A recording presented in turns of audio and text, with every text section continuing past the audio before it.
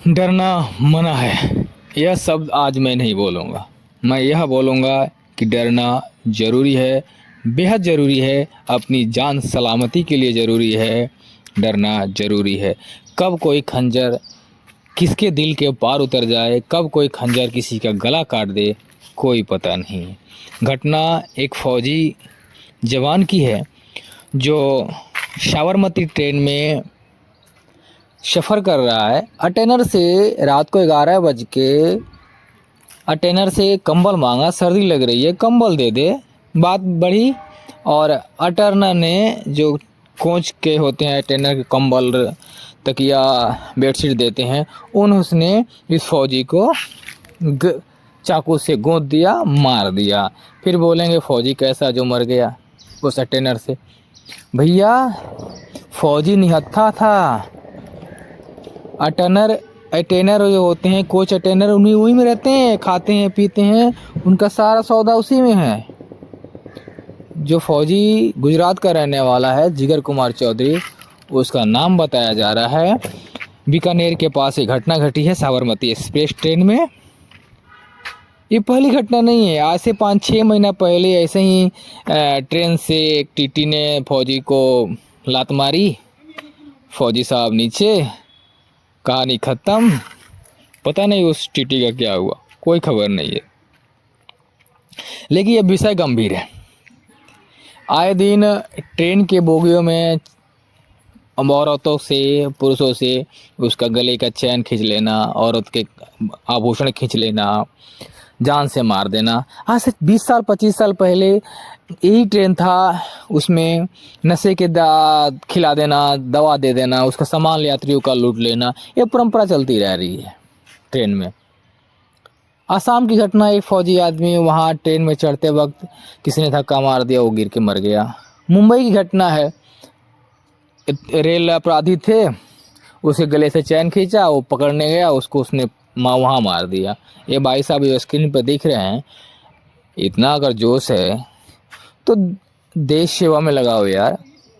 उस करप्शन के विरुद्ध लगाओ, जो अधिकारी नेता कर रहे हैं उसके खिलाफ लगाओ। ये फौजी ने क्या किया, कंबल ही तो मांगा आपसे, दे देना था। और जहाँ तक मेरे को पता है कि फौजी आदमी अगर कंबल मांगा होगा तो उसका पेमेंट करने के लिए ज़रूर बोला होगा कि आपका जितना चार्ज होगा मैं आपको पेमेंट कर दूंगा। आए दिन ये फौजियों के साथ घटना हो रही है। अभी गुजरात में हुआ था, इसी गुजरात में हुआ था, फौजी के साथ मार पिटाई हुई सरेआम। रोज कभी ना कभी वीडियो वायरल हो रहा है। झारखंड में हुआ, बिहार में हुआ, मेरठ में हुआ, कितनी घटना बताया जाए। अगर सरकार इस पर गंभीर नहीं होगी तो ये आगे चल के और मामला तूल पकड़ेगा, विस्तार लेगा और भारतीय सेना का इससे मनोबल कमज़ोर होगा। फिर तो वही बात हो जाएगी ना, हम आपके लिए क्यों खड़े हों बॉर्डर पे -30 डिग्री 40 डिग्री उस लेह लद्दाख में। चाणक्य ने कहा था, जिस देश में उसके सैनिकों का सम्मान नहीं होता, उस देश का राज्य, उस देश की प्रजा, उस देश का कोई भी व्यक्ति खुशहाल नहीं रहता, अराजकता बढ़ जाती है। ये बात सोचनी पड़ेगी भारत सरकार को और रेल को। पहले हर ट्रेन में रेल बोगी के साथ फौजी बोगी होता था, लेकिन आजकल हर ट्रेनों से मिलिट्री बोगी, फौजी बोगी को हटा दिया गया है, कोटा दे दिया गया है। अरे इतनी संख्या में फौजी हैं, वो यात्रा कर रहे हैं, किसी को सीट नहीं मिलता, सीट नहीं मिलता, एक छोटी सी पर्ची काट के आप दे देते हैं, उसको कंफर्म सीट नहीं मिलता। जाना तो है ही है, जाना है। हम व्यापारी फौजी व्यापारी थोड़ी है कि आज नहीं तो कल चले जाएगा, सिविलियन परसों चला जाएगा। उसको ड्यूटी ज्वाइन करनी होती है, निश्चित समय पे ड्यूटी ज्वाइन करनी पड़ती है। जाता है बाथरूम में, आपने देखा, बहुत सारा देखा होगा, वीडियो आ रहा है, बाथरूम में बैठ के जाता है, लटक के बैठ जाता है, दो ट्रेनों के बीच में बैठ के जाता है। कोटा बढ़ा नहीं रहे हो। कोई लेह से आ रहा है, कोई ग्लेशियर से आ रहा है, कोई राजस्थान से आ रहा है, कोई अरुणाचल से आ रहा है, कोई कहीं से आ रहा है, ऊपर पहाड़ी से आ रहा है, और स्टेशन पे आके बोलता है कि भैया हमको टिकट दे दो, रिजर्वेशन दे दो। नहीं मिलता, जाना मजबूरी है। बैठ के जाता है लेटरिन में, लेटरिन के बाहर बैठ के जाता है। जो कोच अटेंडर होते हैं उसके सीट पे बैठ के जाता है, उसके पैसे दे के जाता है, 200-400-500 रुपये दे के, 1000 रुपये दे के जाता है।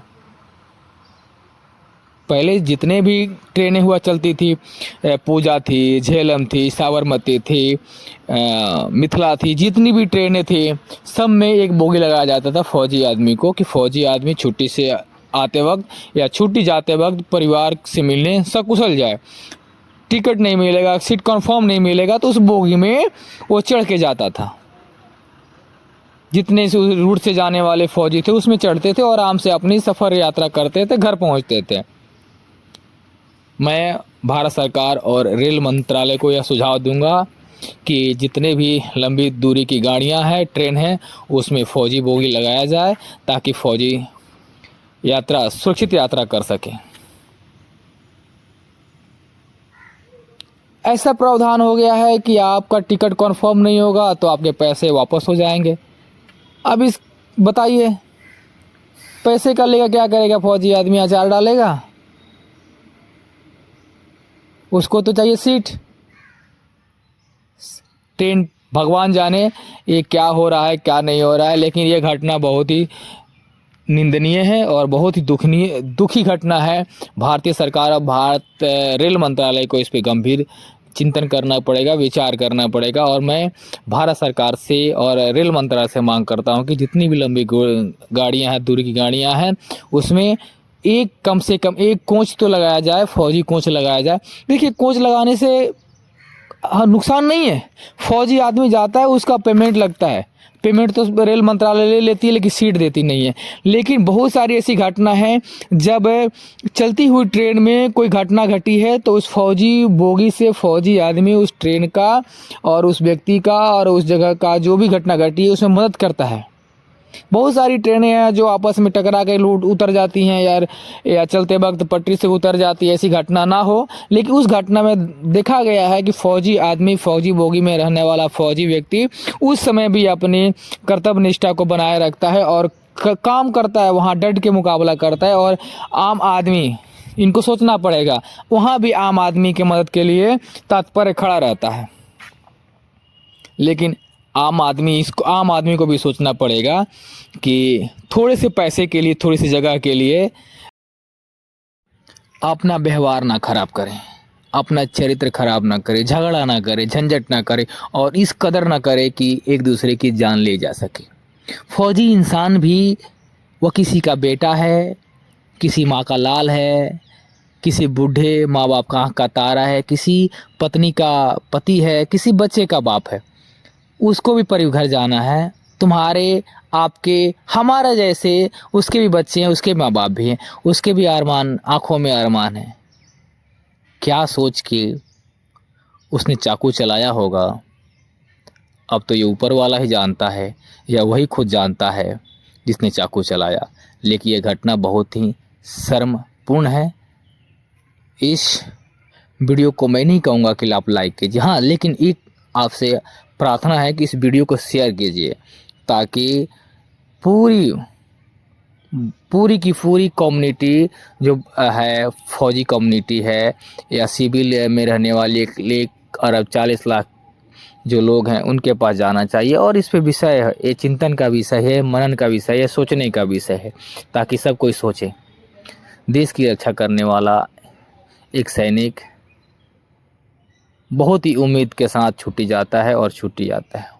उसकी परेशानियां आपको चलते वक्त ट्रेन में देखने को मिलती होगी, सुनने को मिलती होगी, पढ़ने को मिलती होगी। फिर भी हम सब उसके साथ ऐसी दुर्व्यवहार करते हैं, ऐसा अपना चरित्र करते हैं। ये बहुत ही शर्मपूर्ण है, शर्मनाक है।